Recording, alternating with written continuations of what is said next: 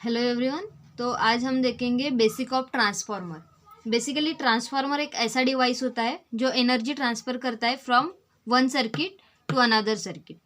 और जो ट्रांसफार्मर होता है उसकी जो फ्रीक्वेंसी होती है वो कांस्टेंट होती है। और हम ट्रांसफार्मर को इलेक्ट्रोस्टैटिक डिवाइस भी बोलते हैं।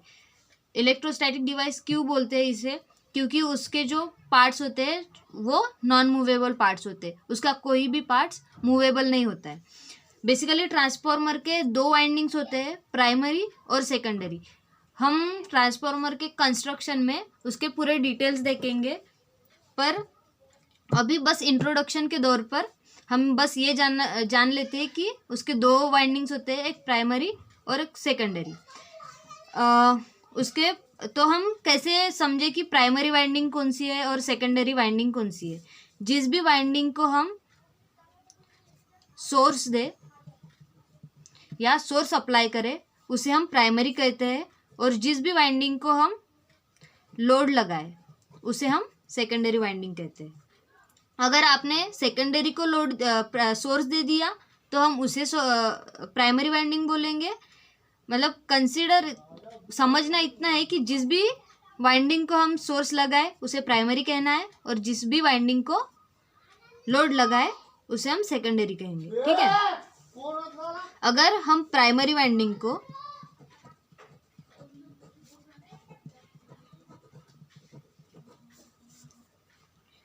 उसके जो नंबर ऑफ टर्न्स है वो अगर मोर हो, अगर प्राइमरी वाइंडिंग के नंबर ऑफ टर्न्स मोर हो एज कंपेयर टू सेकेंडरी, तो जो प्राइमरी वाइंडिंग का वोल्टेज होगा वो हायर होगा। और अगर हम उसका उल्टा करें, अगर हम सेकेंडरी वाइंडिंग का जो वोल्टेज नंबर ऑफ टर्न से ज़्यादा ले एज कंपेयर टू प्राइमरी, तो हमारा सेकेंडरी वाइंडिंग का जो वोल्टेज है वो हमें ज़्यादा मिलेगा। तो इसका मतलब क्या होता है कि number of turns are directly proportional to voltage. क्या होता है? हमारे जो नंबर ऑफ टर्न्स है वोल्टेज को डायरेक्टली प्रोपोर्शनल, जितने हम नंबर ऑफ टर्न्स बढ़ाएंगे उतना ही उसका वोल्टेज बढ़ेगा। ठीक है। तो हमारा जो ट्रांसफार्मर है हम एक तो लो पावर एप्लीकेशन में भी इस्तेमाल करते हैं, और हाई पावर एप्लीकेशन में भी यूज़ करते हैं। तो जो लो पावर एप्लीकेशन है,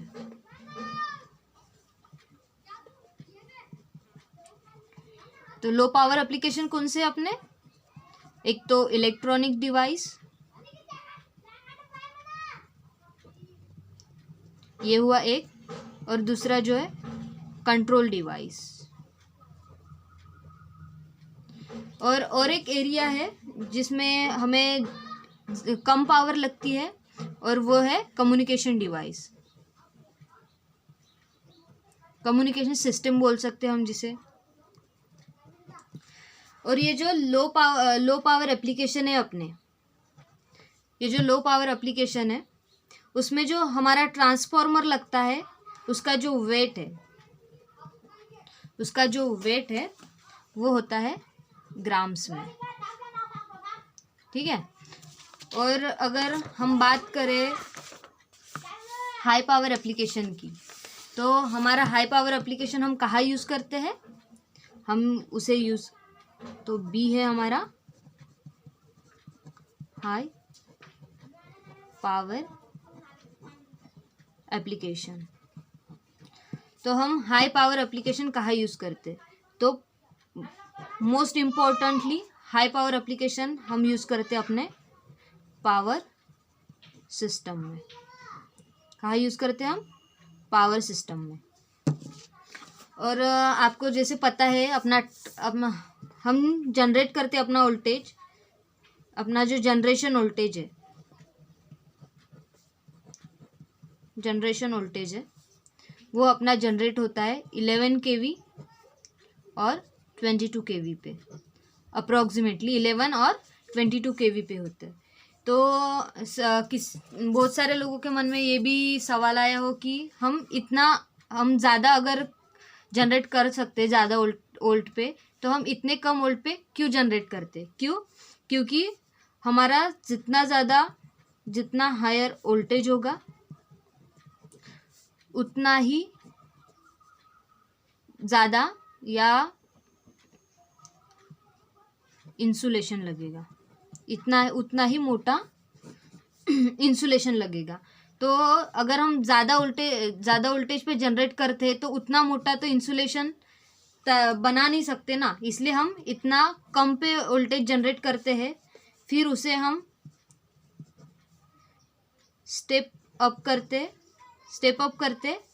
765 kV पे। तो हम इसे इतना स्टेप अप क्यों करते? ताकि, और ये स्टेप अप किससे करते?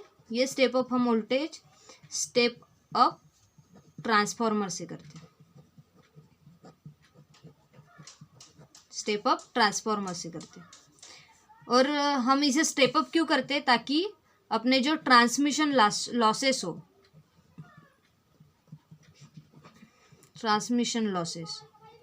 वो रिड्यूस हो जाए। जितना ज़्यादा वोल्टेज रहेगा उतना कम ट्रांसमिशन लॉसेस रहेगा। वह कैसे ट्रांसमिशन लॉसेस रिड्यूस होगा? जैसे कि अपन को पता है कि I²R अपना लॉस है, तो जितना ज़्यादा वोल्टेज रहेगा उतना अपना कम करंट रहेगा, तो जितना कम करंट रहेगा उतने अपने लॉसेस रिड्यूस होंगे। ठीक है, ये हुई बात लॉसेस की। अभी हम चलते हैं, तो आपको कि बहुत सारे लोगों को सवाल भी आया होगा कि ये स्टेप अप ट्रांसफार्मर क्या होता है।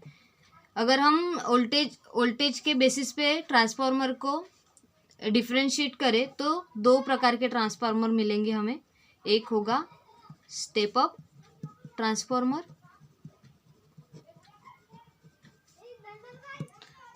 और दूसरा होगा स्टेप डाउन ट्रांसफार्मर। तो हम स्टेप अप ट्रांसफार्मर किसे बोलेंगे? अगर हमारा, यहाँ पे देखते हैं अभी, स्टेप अप ट्रांसफार्मर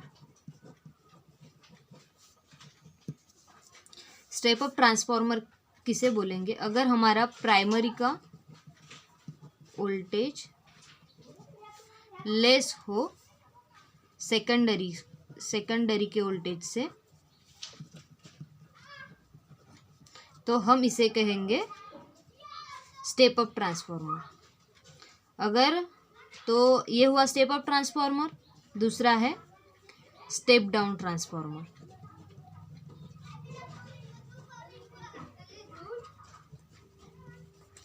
अगर हमारा प्राइमरी का वोल्टेज ज़्यादा हो सेकेंडरी से,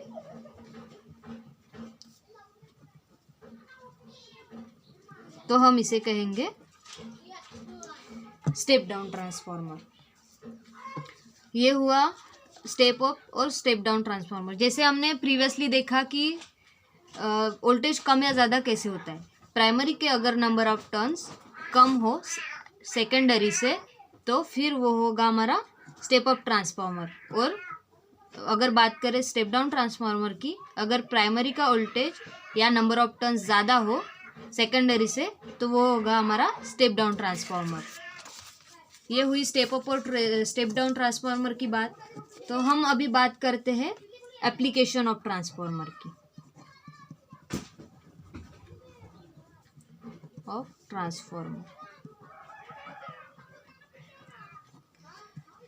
अगर एप्लीकेशन की बात करें हम ट्रांसफार्मर के, तो हम एक वाइडली हम बड़े एप्लीकेशन 3 हैं। पहला, हम वोल्टेज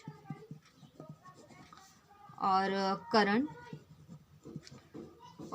करंट लेवल को स्टेप अप और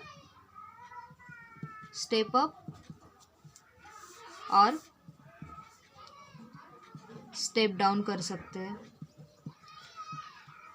दूसरा एप्लीकेशन कहे तो हम इम्पीडेंस मैचिंग के लिए कर सकते हैं, इम्पीडेंस मैचिंग के लिए उसे इस्तेमाल करते हैं। और तीसरा एप्लीकेशन है पावर इलेक्ट्रॉनिक्स में हम उसे यूज़ करते हैं आइसोलेशन के लिए, आइसोलेशन ऑफ सर्किट्स। ये इस 3 एप्लीकेशन में हम ट्रांसफार्मर का यूज़ करते हैं। अगर हम बात करें इलेक्ट्रॉनिक्स एंड कंट्रोल सर्किट की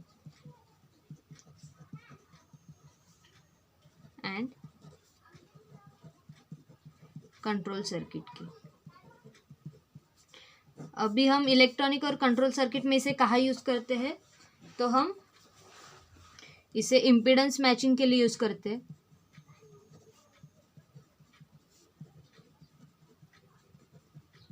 आप में से बहुत सारे लोगों को पता होगा कि इम्पीडेंस मैचिंग क्यों करते हैं। आपको पता है एक थ्योरम है, मैक्सिमम पावर ट्रांसफर थ्योरम।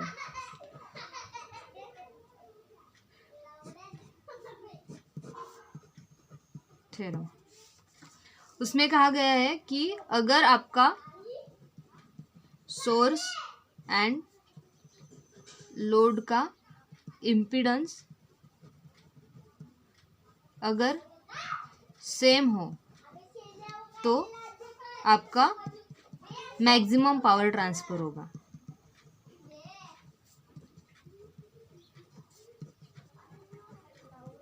तो अगर हमें मैक्सिमम पावर ट्रांसफ़र करना है तो हमें इम्पीडेंस मैचिंग करना पड़ेगा, तो वहाँ पे हम ट्रांसफार्मर का इस्तेमाल करते हैं। और एक एप्लीकेशन है, हम उसे एज अ पल्स ट्रांसफार्मर भी यूज़ कर सकते हैं।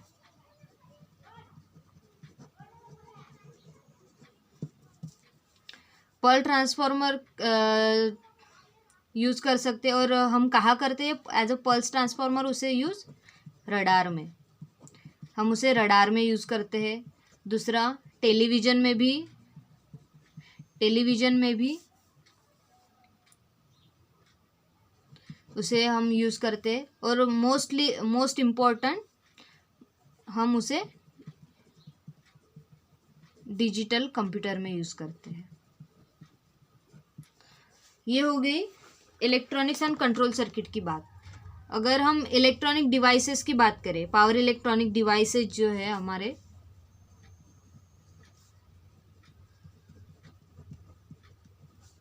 डिवाइस, अगर हम उसकी बात करें तो हम उसे कहाँ यूज़ करते हैं?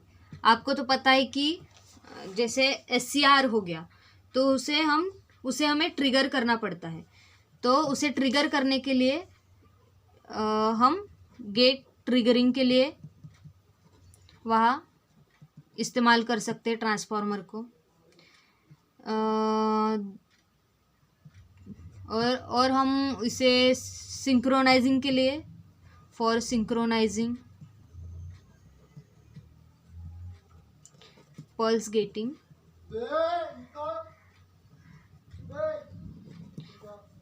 सिग्नल विथ AC सप्लाई, यहाँ पे यूज़ करते हैं। तो ये हो गया एप्लीकेशन। और कंस्ट्रक्शन का जो पार्ट है वो हम नेक्स्ट वीडियो में देखेंगे।